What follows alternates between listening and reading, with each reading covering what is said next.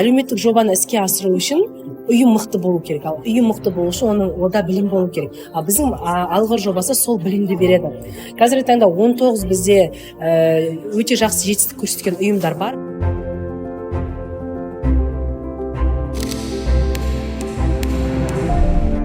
Жолдасым 2006 жылы инсульттен ауруға шалдығып, аяқ астынан инсульт болып ауырып қалды. Бір аяқ бір қол жасамай қалған. Ш компаниясының қолдауымен алғыр деген жобасы жүріп жатыр. Былтыр Құлсарымен Атырау қаласына болса, биыл Атырау облысының бүкіл аудан төңірегіне ашылып жатыр. Грант тұтып, осы спорт клубты ашып отырмыз.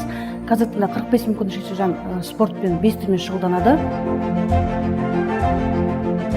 Алғыр жобасы аясында өзіміздің жоба басқару, жоба жазу, фандрейзинг сияқты құжаттармен реттеуде бағдарламасын өттік. Осы алғыр жоба аясында біздер биылғы жылы 5 грантқа ие болдық. 5 грант атап айтсақ, біргеміз саулық, біргеміз асыл мұра, біргеміз білім бағдарламасынан осындай әлеуметтік жобаларымызды қазір таңда жүзеге асырып келе жатырмыз.